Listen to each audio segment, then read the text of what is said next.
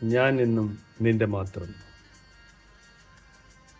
ഈ ചെറു നോവൽ ഞാൻ തുടരട്ടെ. ഇതിൽ ചില അപൂർവം മുഹൂർത്തങ്ങളിലേക്ക് നിങ്ങളെ ഞാൻ കൂട്ടിക്കൊണ്ടുപോകാം.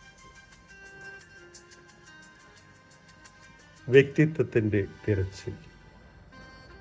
Good morning Kavya. വേദികയുടെ താളാത്മകമായ ശബ്ദം കേട്ടാണ് കാവ്യ ഉണർന്നത്. നോക്കുമ്പോൾ മുറിയുടെ വാതിൽക്കൽ അമ്മ നിൽക്കുന്നു. Good morning mummy. വേദികയെ നോക്കി കാവ്യ പറഞ്ഞു. അച്ഛനെക്കുറിച്ച് കേട്ടപ്പോൾ കാവ്യ കുറച്ച് തണുത്തതായി വേദികയ്ക്ക് തോന്നി. എങ്കിലും മുഖത്ത് പൂർണ്ണ പ്രസന്ന ഭാവമില്ല. മോളെ, നമുക്കിന്ന് ജോസഫ് അച്ഛനെ പോയി കാണാം. നീ റെഡിയാണോ? തീർച്ചയായും മമ്മി, ഞാൻ തയ്യാറാണ്. കാവ്യ സങ്കോചമൊന്നുമില്ലാതെ പറഞ്ഞു. ഫാദർ ജോസഫിൻ്റെ പേര് കാവ്യയെ നല്ല മാനസികാവസ്ഥയിലേക്ക് കൊണ്ടുവരുമെന്ന് വേദികയ്ക്ക് അറിയാമായിരുന്നു.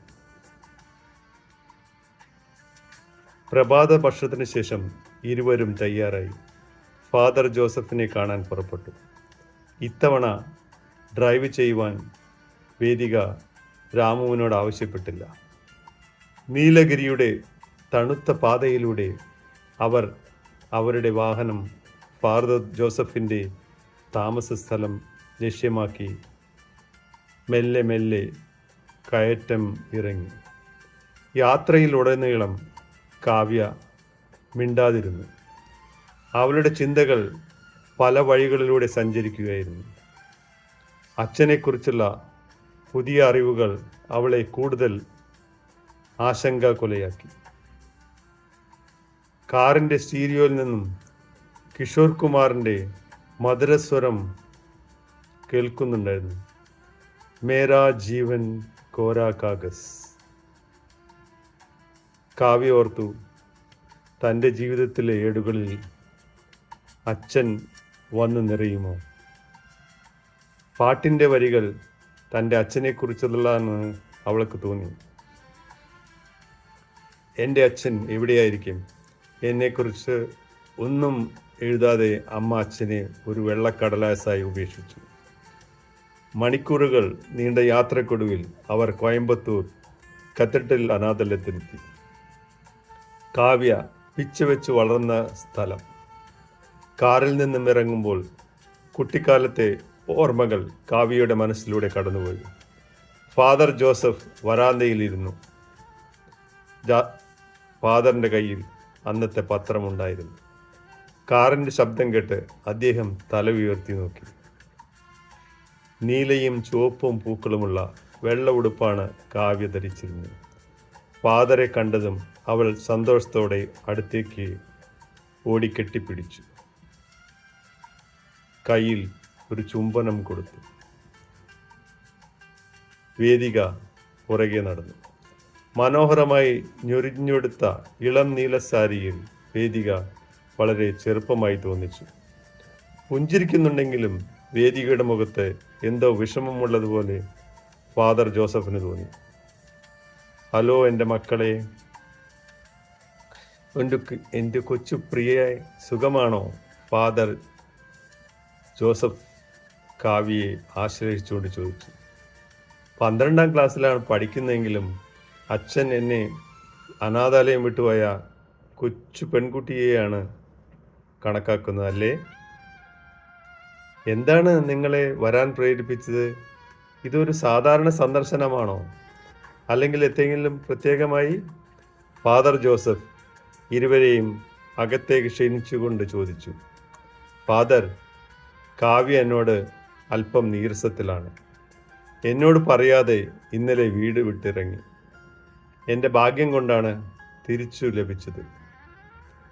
ചലിക്കുന്ന ട്രെയിനിൽ നിന്നാണ് എനിക്ക് അവളെ തിരിച്ചു കിട്ടിയത്. വേദിക സങ്കടത്തോടെ അച്ഛനോട് പറഞ്ഞു. ഫാദർ ജോസഫ് എന്നെ നോക്കി, ഇതെന്താണ് എൻ്റെ കുട്ടി, നിനക്കെന്ത് പറ്റി? ഇല്ല ഫാദർ, എനിക്ക് മമ്മിയോട് ദേഷ്യമുണ്ട്, കാവ്യ പതിഞ്ഞ സ്വരത്തിൽ പറഞ്ഞു. ശരി ശരി, നിങ്ങൾ ഇപ്പോൾ വിശ്രമിക്കൂ, നമുക്ക് വിശദമായി കുറച്ച് കഴിഞ്ഞ് സംസാരിക്കാം, ഫാദർ വേദികയോട് പറഞ്ഞു. അങ്ങനെയാകട്ടെ ഫാദർ.